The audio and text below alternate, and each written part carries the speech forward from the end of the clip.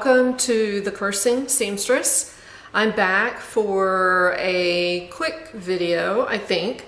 My memory card does not have a lot of space on it, and so I actually was going to combine something else on this video, but I decided to keep it short and just do one thing. I've told you before how I tend to get on a sewing jag and sew one of a particular kind of pattern over and over again, and that's sort of what I've done lately. I've done some other things. I'm not going to show those, but what I am going to show is some bonnets that I've made, and get your opinion and any suggestions that you might have. So let's get started. First of all, the bonnets that I started making initially came from this pattern.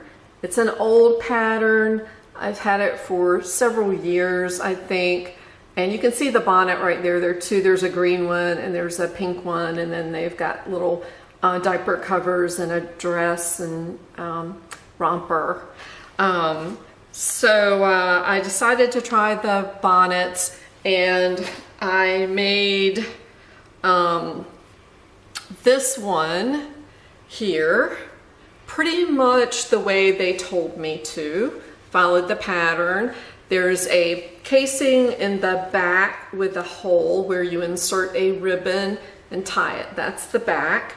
The front is a, you can put a gathered, pre-made type of lace or anything. You could gather your own if you wanted to. And then I used, the pattern I think called for making your own strings. I just used a ribbon and did it the way that they instructed after that. So it's kind of cute, and there are various sizes. This one is I think one of the smaller sizes. So I thought it came out well. This is the bird fabric I think that I showed you before, and so that's nice. The lace might be a little bit too wide for this, but I don't know. So that's that. Then I made another.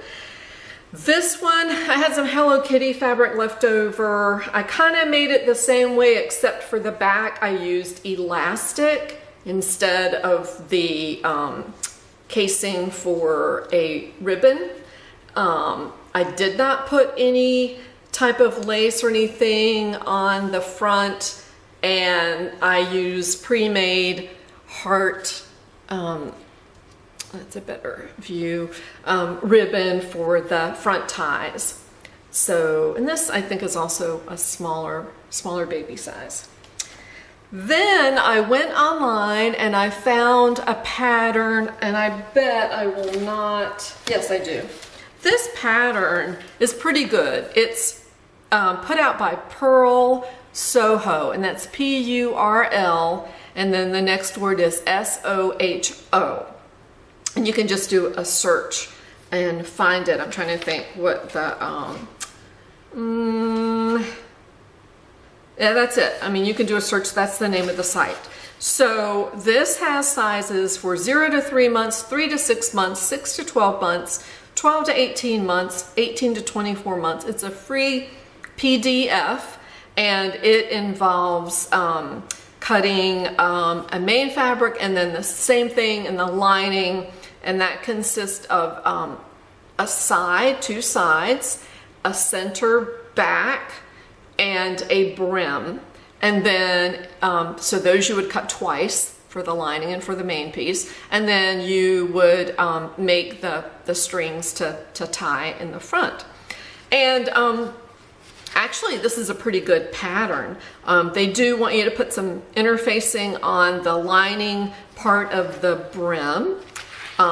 And the only thing that was confusing to me with this pattern was, yeah, they when they list the that center back piece, when cutting it out, they list a bunch of sizes to cut out. So I cut all those sizes out, and what they didn't say in the instructions that you only cut one for the size of the hat that you're making. So in other words, they have 1, 2, 3, 4, 5 size ranges for this bonnet. So they had 5 different sizes for that centerpiece, but they never said cut this size. If you're making the 0 to 3 months, cut this size. So I had no idea. And the first one I made, I screwed up on because I ended up, I was confused with that, and I ended up putting 2 back panel pieces together because of that part that was just not clear to me. So I don't know if you can see that I have a back piece here and then another back piece, and then there's like a seam down the middle. So this hat, this bonnet, is for a baby that is extremely large, or actually I tried it on my 4-year-old grandson and it fit his head. So I mean, I don't know, I guess if you had a 3-year-old or something, that's the little brim right here. It's a separate piece, and I did it differently. I'm too lazy to make ties and all that kind of stuff, so I could have used ribbon instead. But what I did is I cut a piece of facing. I think it was 3.5 inches wide, and I folded it in half and then folded each long piece in half again toward that center fold. And I used it like you would use bias tape to cover the entire bottom and then to continue out and to make the ties. So that's kind of you know, how it looks. I also did a little tuck, and this tuck was in the instructions. They had you to fold over, that's just a pencil mark that washes out for the center. A little pleat here and a little pleat here. They actually tell you to do that in the instructions, and I did do it on this one. I think some subsequent ones that I made, I didn't make that little pinch.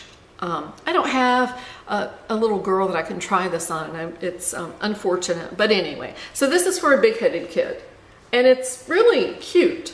The only question I have, and if you know the answer to it, just let me know. But a question I have is, are these ties better to come out straight from the horizontal, or would it be better to bring them down? You know, I couldn't do it the way I made this, but to have the ties come down, insert them in here and have them come straight down. It looks to me like this would work fine to tie, but if you have any suggestions, then the other alternative would be to insert it at an angle and have the tie come out at this corner, both corners, at an angle. So I don't know. And I'll just show you some others that I made. Here is another Hello Kitty that I made. This one I made correctly. It just has the single piece in the back. It has the brim that I interfaced, and I did the tie the same way with the facing that I cut out. And the facing it's really a good way to use smaller pieces of fabric, maybe long pieces of fabric that you don't know what else to do with. You don't want to throw it away, but if you can manage to get a 3.5 inch wide piece that is, I'm not sure how long I made it, but it's pretty long to make the tie. I think I wrote it down, but I don't remember. And this is, I was going to say that you could reverse this, and technically you could, although I used the same fabric for the lining as I did for the exterior. And then this one's kind of cute. This is fabric that I've had forever. I used the bird fabric lining for the inside. I did the tie the same way.